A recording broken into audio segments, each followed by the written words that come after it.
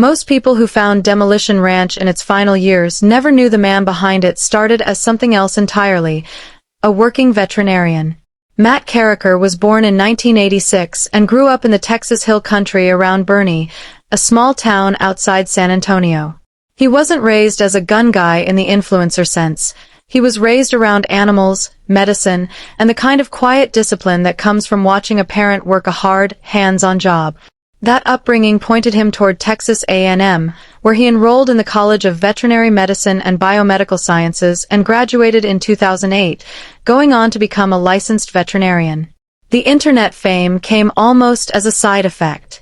In January 2011, while building his veterinary career, Carriker started uploading firearm videos under the name Demolition Ranch. The format was blunt and simple. Take an object, take a gun, and find out what happens.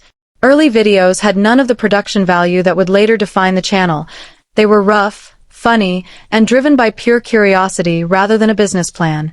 There was no way to know, in 2011, that this hobby channel would eventually become one of the largest and most recognizable firearm channels on YouTube, with more than 700 uploads and well over 11 million subscribers by the time it ended. What made Demolition Ranch different from other gun channels wasn't technical expertise. Plenty of creators knew more about firearms than Carriker did. It was tone. He wasn't performing tactical seriousness or political commentary. He was a guy in a t-shirt asking, essentially, "What if we tried this?" and inviting the audience along for the answer. That approachability is what let the channel cross over to viewers who had zero interest in firearms as a hobby but loved watching things get destroyed for entertaining, harmless reasons. As Demolition Ranch grew through the 2010s, Carriker didn't just scale up one channel, he built an ecosystem around it. Off the Ranch became the vlog-style companion channel, giving fans a look at his family, his properties, and the day-to-day business side of his life. Vet Ranch, launched in 2014, turned his actual profession into content, using ad revenue and viewer support to fund medical treatment for shelter animals, often working with the rescue group San Antonio Pets Alive. He also built Bunker Branding, a merchandise and apparel company that grew well beyond simple channel t-shirts, and eventually the Desperado Resort, a large Texas property in Boerne that doubled as both a personal home base and a backdrop for off-the-ranch content. Vet Ranch, in particular, gave audiences a very different side of Carriker than the explosions suggested. Where Demolition Ranch was loud, chaotic, and built on destruction, Vet Ranch was quiet and restorative. The channel showed rescue animals arriving in bad shape, underwent veterinary procedures on camera, and left, often, in much better condition. It's easy to miss how unusual this pairing is. Few creators run one channel dedicated to blowing things up and another dedicated to healing injured animals, funded by the same audience. That contrast became part of what made Carriker's public image durable. Viewers could see that behind the loud persona was someone with an actual medical background and a genuine stake in a job that predated the fame. By the mid-2010s, Demolition Ranch had become one of the anchor channels of what fans informally call GunTube, the broader online ecosystem of firearm reviewers, collectors, and builders. Running a media operation at that scale meant Carriker was no longer just a guy with a camera. He was managing staff, inventory, a growing merchandise business, brand partnerships, and eventually a large piece of real estate. Every new success added more to maintain, and that's the backdrop against which his eventual exit needs to be understood. Not as someone quitting a failing hobby, but as someone stepping away from an entertainment business that had grown far past its original scope. Firearm content has never had an easy relationship with YouTube. As early as 2018, the platform's evolving weapons policy forced Demolition Ranch to remove some existing videos, an early sign that the rules governing gun content on the platform would keep shifting under creators' feet. That pressure didn't go away. It intensified over the following years as YouTube continued refining what firearm-related content could be monetized, recommended, or shown to which audiences. For a channel whose entire back catalog was built around firearm experimentation, this kind of ongoing policy tightening is not a small inconvenience. It affects discoverability, advertiser comfort, and the ability to reach new viewers rather than just the existing fan base.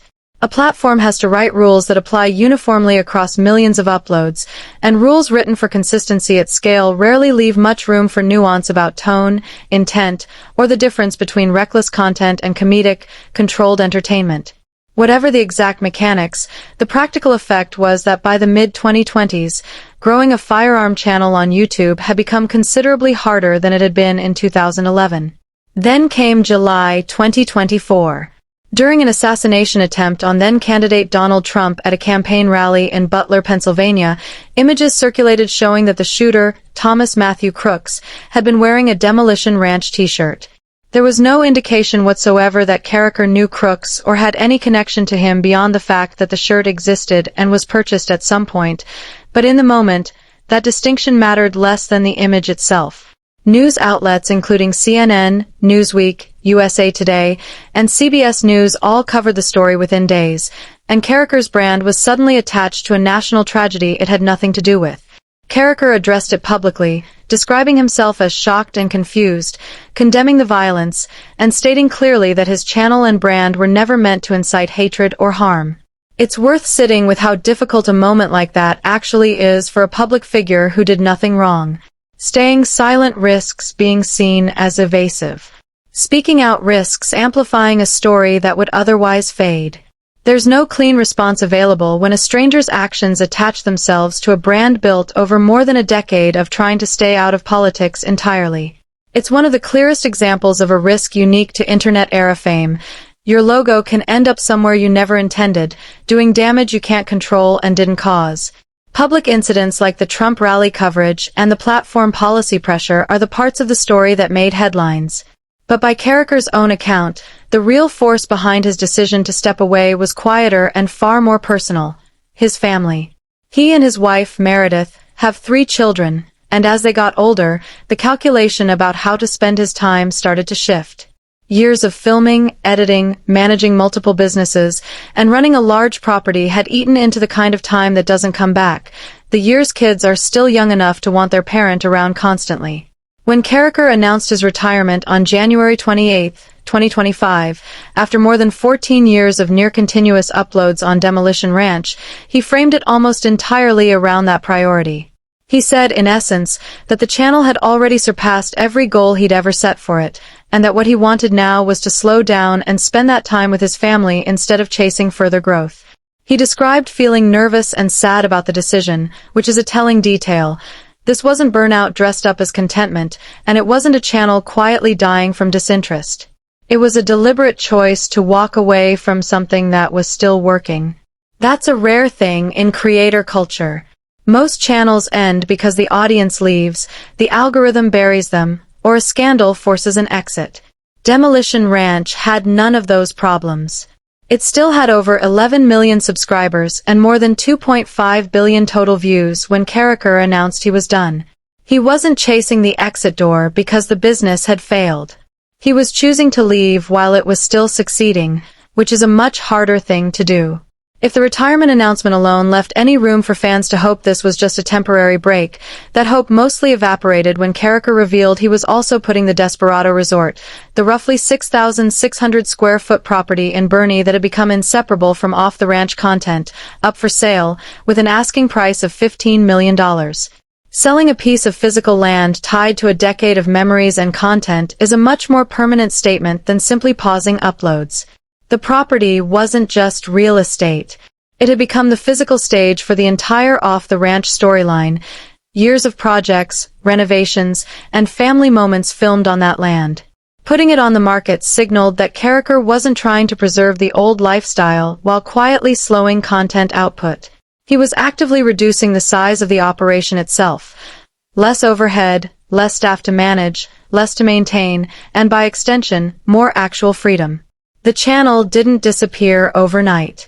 Carriker and his team continued releasing videos through the following months, giving both Demolition Ranch and Off the Ranch a proper send-off before going inactive around March 2025.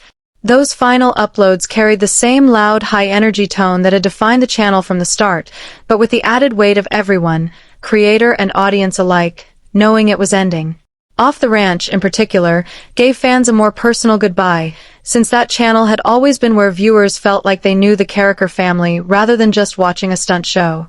For an audience that had, in many cases, followed Carriker for over a decade, watching his kids grow up on camera, watching businesses launch and projects succeed and fail, the ending landed less like a channel shutting down and more like a friend moving away. What made it easier to accept, though, was how honest the reasoning felt. Even viewers who wanted more content generally understood and respected the choice, which is unusual in a landscape where most big creator exits are messy, forced, or shrouded in unexplained absence. Not everything ended. Vet Ranch, the channel most directly tied to Carriker's actual profession, didn't carry the same finality as the other two. The veterinary work connected back to the career he trained for before YouTube ever existed, and it never depended on the same relentless content escalation cycle that a firearm entertainment channel required to keep growing. Carriker also remains connected to his businesses and, to a more limited degree, his audience. He simply isn't operating on the demanding, near-constant upload schedule that defined Demolition Ranch's run. So what actually happened to Demolition Ranch? No single cause fully explains it.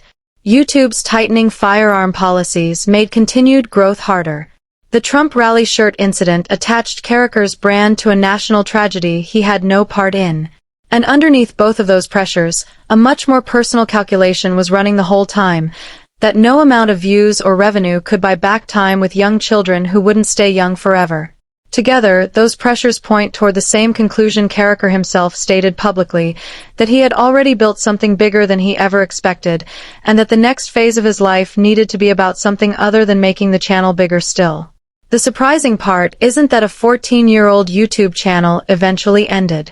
It's that its creator recognized the cost of continuing before the machine forced the decision for him, and chose to step away while the audience was still there, the brand was still respected, and the legacy was still fully intact.